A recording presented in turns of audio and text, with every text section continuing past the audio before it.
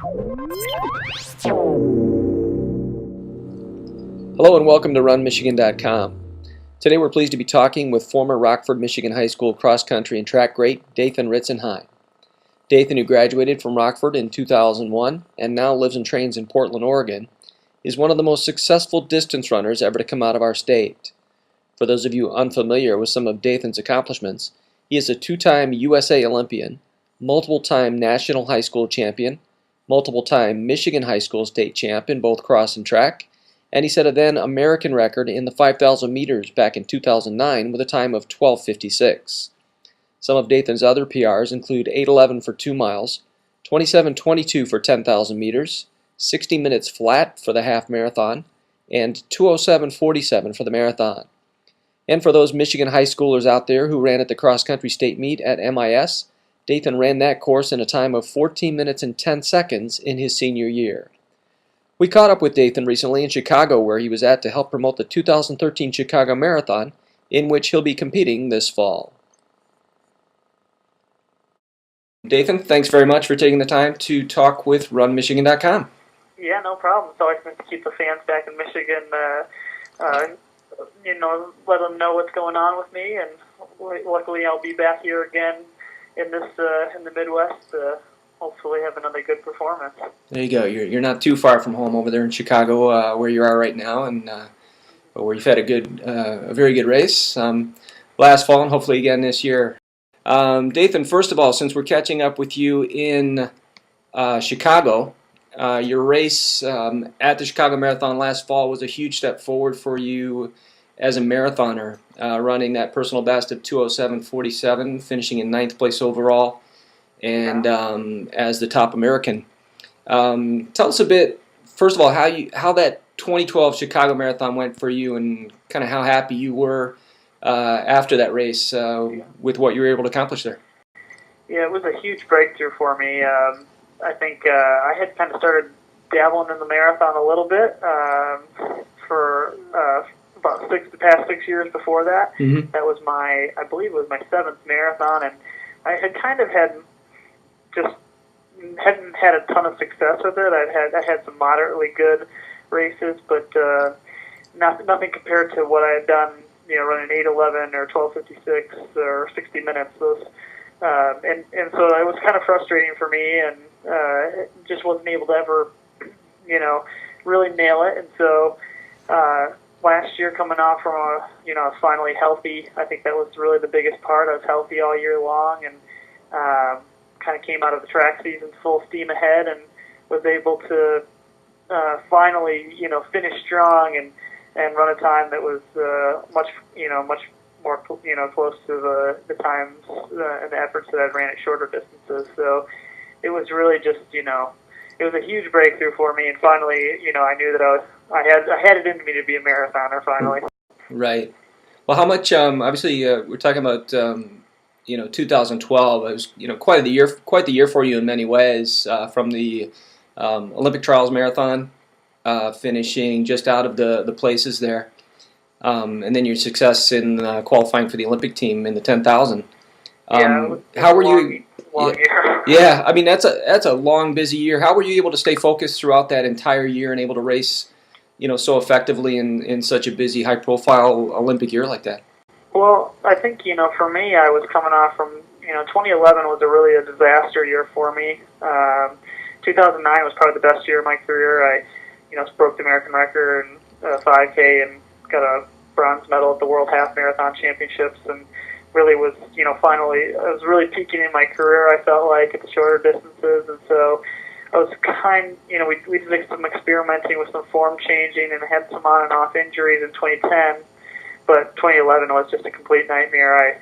I had 2 Achilles surgeries and surgery on my foot. It was just it was an awful year, and didn't race for a year straight.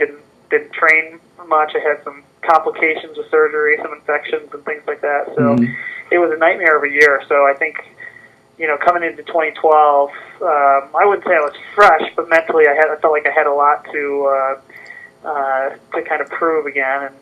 And it started right away in January of last year with the marathon trials. And getting fourth there was a heartbreak for me because I had been off for so long, and I was finally back again. But I just, I missed that team with only 3 go to the Olympics, and I was fourth by 8 seconds, which is such a small amount in the marathon. Right. So I really had to focus. I had to come back on the track. There was really no option. It was like, and it had been 3 years at that point since I had ran track, so I was really behind the ball. And so it was, I just had great training partners and a great coach, though, and just focused on making that team and making it in the 10K in June at the Olympic trials in Eugene was like a weight off my shoulders. And, I didn't quite do as well as I hoped in London in the 10,000, but that disappointment really kind of drove me for the last couple months, and it helped me really focus for Chicago last October, and I was really ready. I had been healthy for a whole year, and I think that's what drove me all year long. Mm-hmm. Well, looking ahead now to 2013, the big the Olympics are out of the way and all that's out of the way. Where are you at right now in your training, and how are things looking for that Chicago Marathon this fall? Yeah, having that Olympic year behind you is like a weight off your shoulders, right. Kind of. Everything is built around those 4-year cycles, and so right now we're still very far out from the next one, and so the pressure is a lot lighter, and so I just want to keep going with the momentum I built from last year, and I've knock on wood, stayed healthy again. I took a nice break after the marathon. It had been a very long year, and took 2 weeks off, and so I'm still in the process of kind of getting fitness back again. I'm in, solidly good shape. I was second at the U.S. Cross Country Championships a couple weeks ago. Right, great job there as well. Yeah, and, I was a little disappointed, but really, I took a long break, and the point at where I was in my training, I was in, solid shape but not great, so it wasn't so bad. And so now I'm just kind of, I'm just really starting to get into some faster workouts again, and so hopefully try to do the same thing I did last year, run some track and really work on my speed and come out of it again and be ready for the marathon again in Chicago. Mm-hmm. Well, you're working with Alberto Salazar now, and talking about your training. What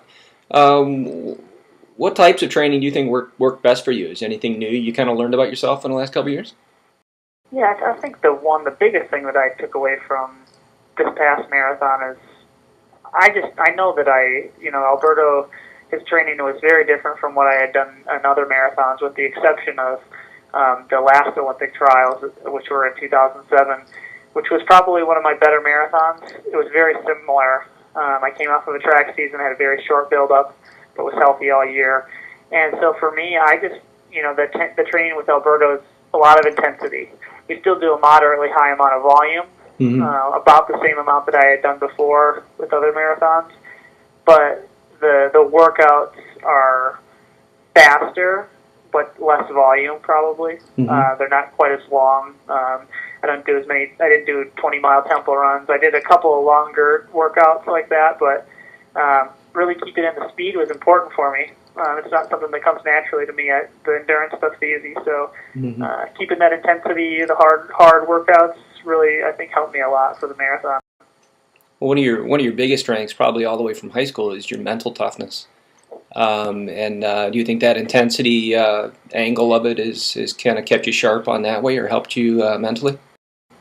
I think mentally it's working your brain and your mind is just like a muscle in your body. You have to train it, and it takes more pain with training and tapering, and it's just like training, just like physical training. And so for me, doing races beforehand, doing the track season and being sharp, kind of helped me, I think, focus in and hone in on that intensity and getting me mentally prepared for really pushing it, because that's in the marathon it's really not super hard early on, and once you get to 20 miles though, it is just a different animal than other races, and so to have that to have harnessed that all year long, that focus, that's, I think, something that's important. And so I think it worked good for me to be able to come off from the track season like that and be really focused. Right. Looking back to high school, you had a great runner on your own team back then, and Jason Hartman, Yeah. whom you were not only able to train with, but also compete against right there. Right there as a teammate. Such a great runner, in his own right. Back in your sophomore year at the track state finals, I think it was Jason's senior year. You took first place rather in the 3200, winning that race in 9:16 that year. What did that mean at the time for you to be able to take to win your first state title, and how was that as a motivating factor having Jason there to drive you to even better times? Yeah, Jason's one of my closest friends still to this day, and we talk all the time. He was in my wedding. He lived with us for a couple of years, and so Jason's one of those people that's always been super close to me, and he's had a great career too, and just was fourth at the Boston Marathon last year, and has really found a good niche in the marathon and made a good had a good career out of it, and I think going back all the way to then to 90, I guess it would be 1998 or 99. Mm-hmm. That was kind of the turning point for me. That year when I really made the jump to national caliber, and I was good as a freshman, but very young and kind of naive, and so training every day with Jason back then. Right. He was 2 years older than me, and that was it helped me get a lot better and kind of helped me focus on becoming better, having a good kick and things like that. Mm-hmm. So Jason was kind of instrumental in helping me because he was just a level ahead of me when I was a freshman and sophomore. And once I kind of caught up to him at that point and finally beat him, it was a big mental turning point for me, and feeling like I could race really with anybody. Right. So you went freshman year at the state meet in track in the 3200, 9:31, and then 9:16, 9 flat, and then what I'll touch on in a minute, your senior year there. So definitely, a huge jump, and that having Jason there, obviously, like you said, a big help for you having such a great runner right there to run with. In addition to dominating the state cross-country finals your last 2 years in high school, running 14:10 for 5K at MIS your senior year, there was a pretty big moment for you, which happened actually right there at your home track at Rockford. I believe your senior year in the state meet in the 3200. You won the 3200 in a time of 8:43. And that day wasn't exactly, from what I remember, the best for racing at all on the track. Pretty windy day there at your high school, and kind of a bit rainy during the second mile. But as most races went for you, probably back then, you ran that entire 8:43, pretty much on your own. You mentioned after that race how the second mile was a bit of a struggle for you, but seriously, what was it that kept you so focused, and so driven during that race to be able to pull out an 8:43 3200 in those conditions and pretty much by yourself? Man, let me dust off the cobwebs and think of those memories. It's been a while. I guess I'm starting to feel dated, and I do recall that day pretty vividly. I had ran. Oh gosh, I mean, when I ran 14:10 in cross country at the state meet, that's still the fastest cross country time ever by a high school kid. Mm-hmm. I just heard that this past year. That's why I know that. And that whole year, I had really taken it to a new level. In this, I went on to run 13:44 for 5K, and I had ran under 9 minutes for 2 miles, both indoors and outdoor, for 3,200 meters. Gosh, I don't know, probably 5 or 6 times that year, and I really wanted to go for it in front of the home crowd. I remember it was, I knew that I was probably going to win. I was, but I really wanted to do something special and try to break the national record there, and it just didn't really cooperate that day. I remember it being really cold and windy and rainy, and I still went out and gave it everything, and I think that's that's kind of something that I was able to do because of having such a great support there, and the state of Michigan in general has just always been really supportive of me. the papers still, get a hold of me and follow my races, and I still go home multiple times a year, and the community back in West Michigan has always been, really supportive of me, let me get into the indoor tracks and things like that. Mm-hmm. So I think, it's a relationship that started way back then, and something that, races like that, they were able to appreciate that I was giving it my all, and I was able to do that because of the support that I got from, I think, gosh, there were so many people there that filled that stadium. It was a cool stadium and a cool meet to have, and I think, I really wouldn't have been able to do that without the support that I had there back in West Michigan and, Michigan in general. I mean, even at the state meet over in cross country over at MIS, I just remember the crowds, it was just this big open track, Right. NASCAR track, and just having just tons and tons of people out there, and it's just such a great support for me, and really got me going and thinking of the next level. Well, speak about that real quick. About obviously, young runners, young runners out there today. I mean, what you had to do, and what runners, the mental part of it. Having to go and run a 3200 like that by yourself, run 843 by yourself. Even the 1410, pretty much by yourself out there. How important that is to learn that angle of it, as a young runner, as far as the mental toughness. It's big because most kids, especially once kids really break out, and it could be like that on any level. If you go, if you dominate your conference meet or your conference, you're the best runner. You're going to have to learn how to push yourself. There's not going to be people there. You get to the next level, the state meet, the college, things like that. Those you have to be able to push yourself, and even later on when people continue running and people, want to come to the Chicago Marathon or something like that, or you go to do the Irish Jig or something like that. There's not always going to be someone right there for you to tuck in on, and once you got to be able to force those thoughts aside and just be able to push and be able to race against yourself as much as against other people too, and so that's something for me that I learned way back then because it was just out of necessity at that point. There wasn't many options to go to run, bigger races, and until I, moved on to college. And so, at a certain point, I just had to learn to push myself, and it's important for runners who are developing at that age. Right. You mentioned back on your kind of your high school days. There's some pretty big breakthrough races for you. Was there one that comes to mind? We touched on a couple of them. Was there one that comes to mind for you, mentally, where you really, had that feeling that there were some great things ahead for you? I had a few. I was fortunate in high school to have a lot of opportunities to push myself hard. But the ones that really made a big difference for me were when I was able to run against people that were older and better than me, maybe. Like the U.S. Junior Cross Country Championships, and going on to the World Junior Cross Country Championships, and running against the best guys in the world. And even running, I remember running some races against some of the Hanson's guys. Right.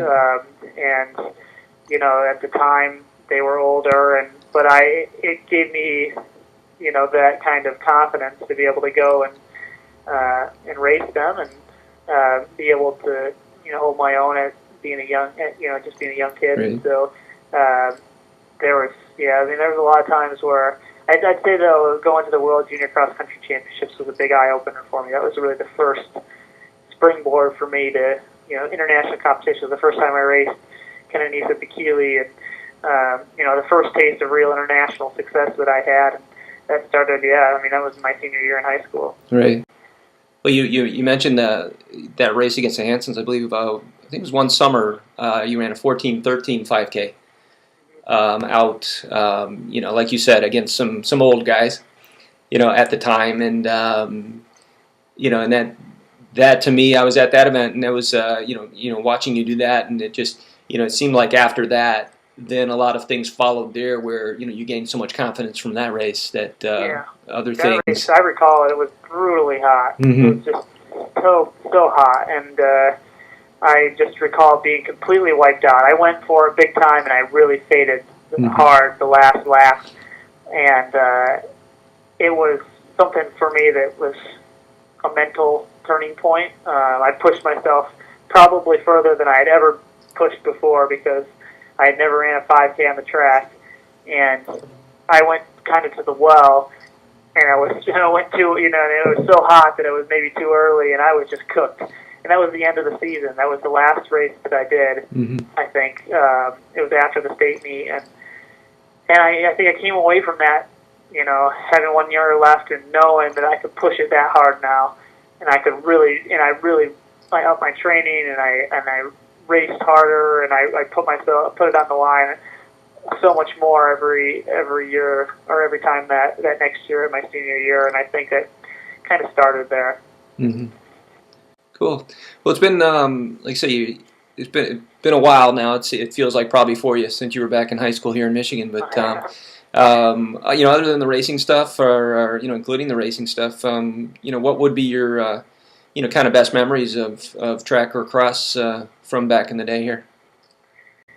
Those were the times when it was like you're with your closest friends all the time, and it was really pure. It was before it was a professional runner where you think about money and you think about living, and you get I have kids now and stuff like that. Back then you were just kind of naive to the rest of the world, and so it was just kind of like I look back thinking of glory days a little bit where I just remember just doing crazy stuff, the workouts we used to do, and we had my wife, she was on the team at Rockford, and they were a dominant girls powerhouse nationally, and we had a great guys team, and so we just had a lot of people out, and that was something that I look back fondly of, and just having that support and having those times where it was just pure back then. You just raced, and that's something that I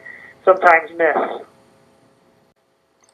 Yeah, a little different beast. I mean, obviously you were on some, not only great as an individual, but on some pretty great teams at Rockford and then in college.